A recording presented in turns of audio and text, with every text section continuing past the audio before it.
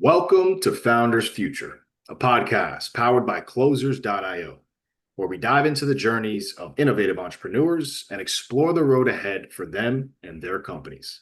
I'm your host, Jay Encarnacion, and in each episode, we uncover the stories behind impactful ventures, the challenges faced along the way, and the strategies driving their future growth. Today, we are thrilled to have Eric Elkins, the CEO and founder of Wide Focus. Eric brings a unique blend of journalism, startup experience, and over 17 years of expertise in social media marketing. Based in Denver, Colorado, Wide Focus, founded in 2007, is transforming how B2B and B2C businesses grow through tailored social media strategies, achieving impressive metrics like over 20 million total engagements.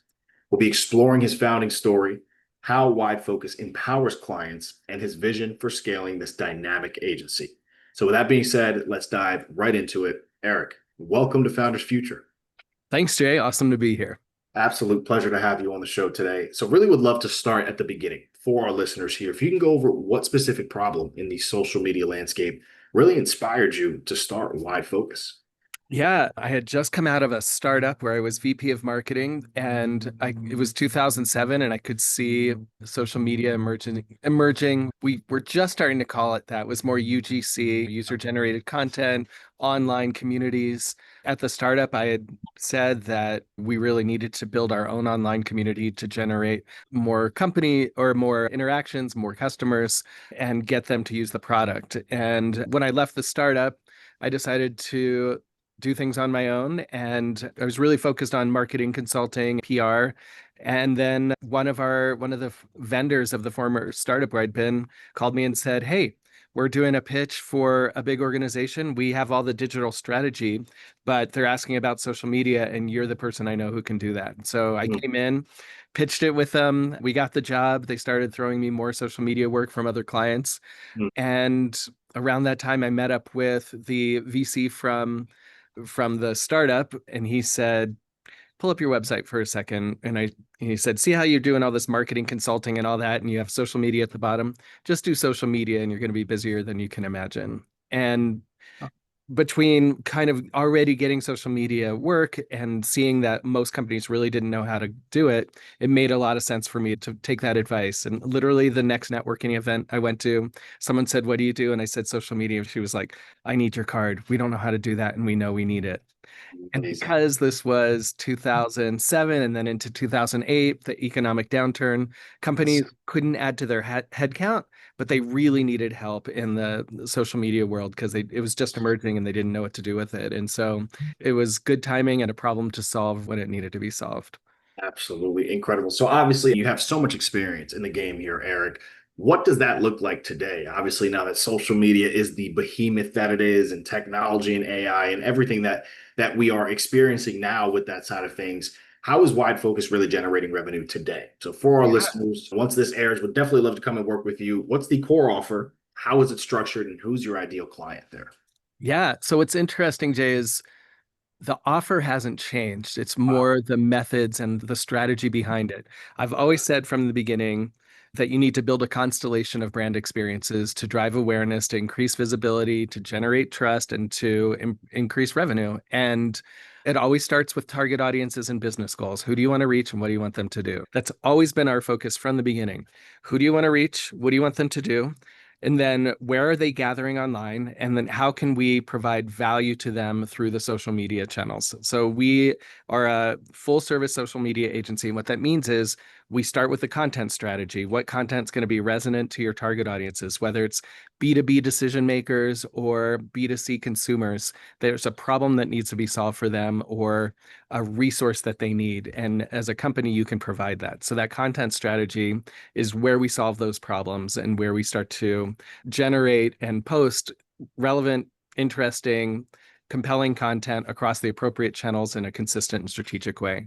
We overlay that with paid social campaigns, and those are the things that increase the audience base, drive reach, build thought leadership, and most importantly, where the rubber hits the road, website clicks, online conversions, form fills, SaaS signups, all of those things are driven by the paid social campaigns. We also do some executive thought leadership on LinkedIn and like a really nice boutique level influencer piece, but it's all wrapped up in that social media experience, that building that constellation of brand experiences, giving people the chance to interact with the brand and learn and then become customers.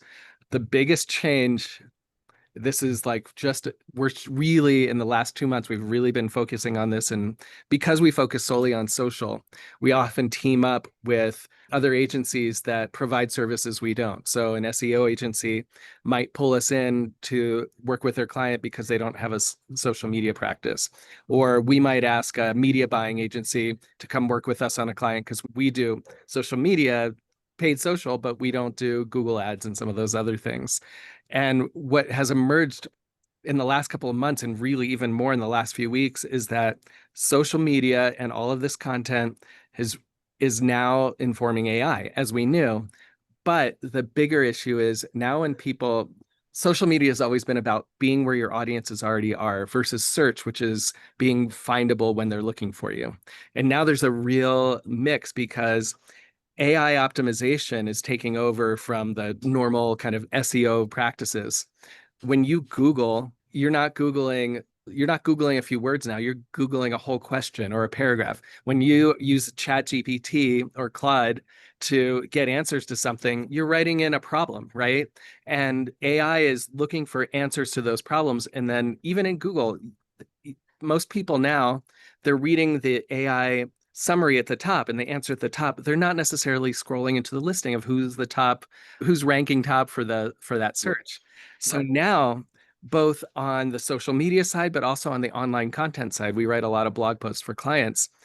All of that stuff has to be optimized and aligned and integrated to make sure that you are findable by the AI crawlers and that you're showing up in those answers. And so that for me, it's like I've always known AI for us as a tool, and competing against companies that are using AI for content writing tends to be really bad and really sterile. And so our human-based content writing is better. But I never thought about how the AI crawlers and AI optimization is going to be so key. And social media is a huge piece of making sure that you're ranking and that you're found. So that's the biggest change and the thing we're really focused on now with our clients and that we're talking about a lot. I love it. I absolutely love that. And it's so crucial.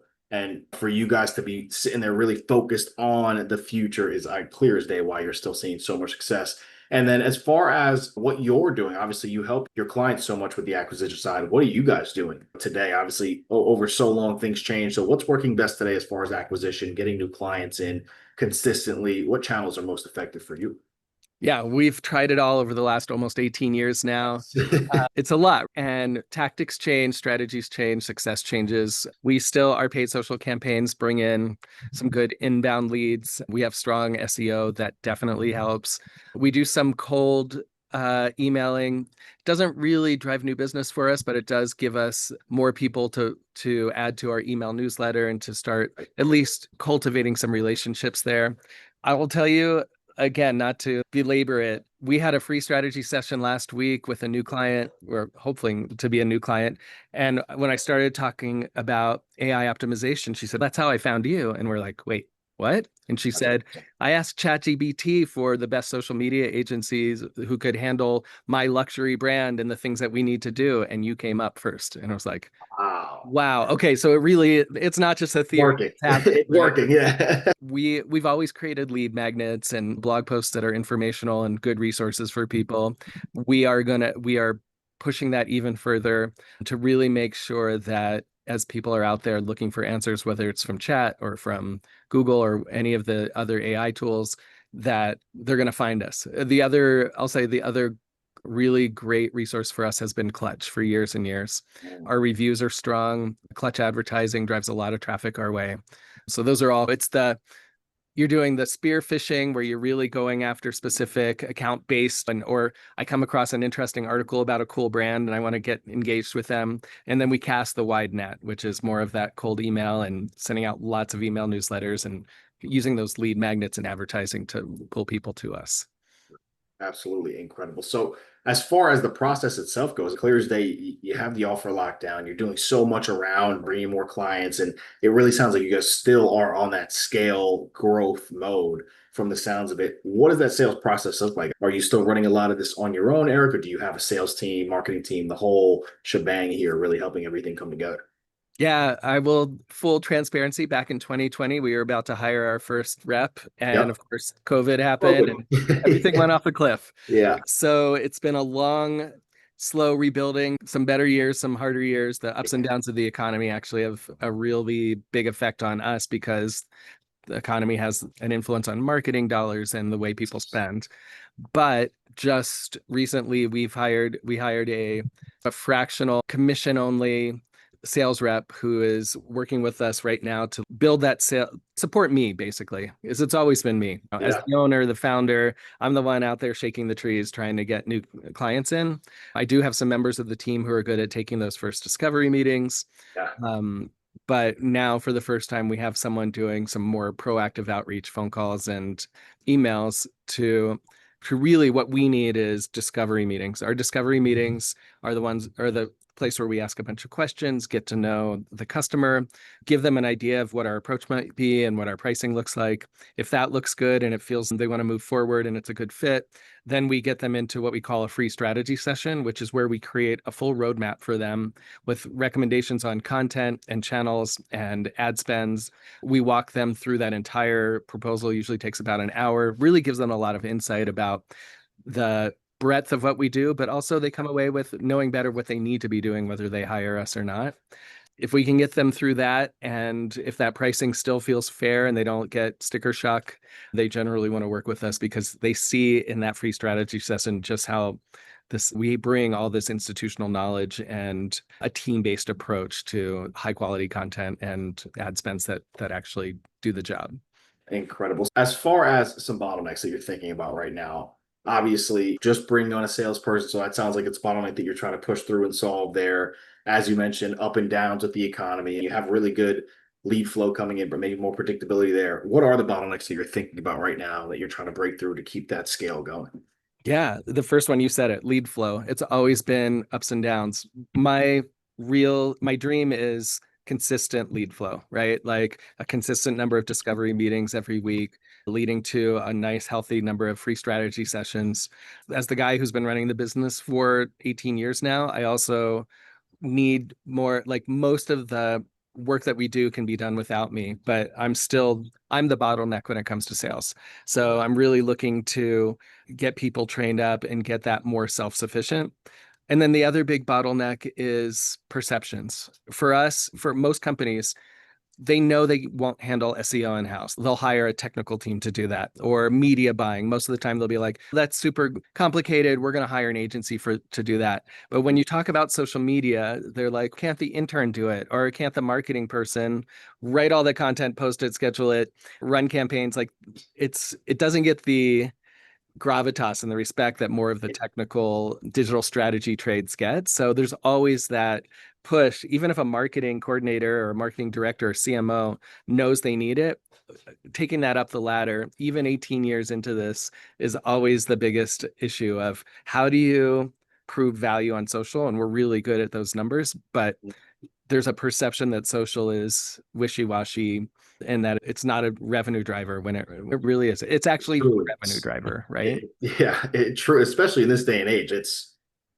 just continuing to grow more, right? And Mhm. this is something that everyone has to keep taking advantage of. So you're definitely in the right place, doing the right thing, Eric. Clear as day. A lot of success for the past 18 years. Paint us the picture here. I would love to know priority wise. Obviously, we have a bit of the bottlenecks that you're really trying to continue to break through here, which is obviously it resonates with so many of our listeners because a lot of them are having very similar issues and trying to break through that. What are your top priorities? What are you laser focused on for the rest of this year for that growth, that scale, breaking through those bottlenecks and really achieving that success moving forward? Yeah, the first thing is just more visibility with our key audiences.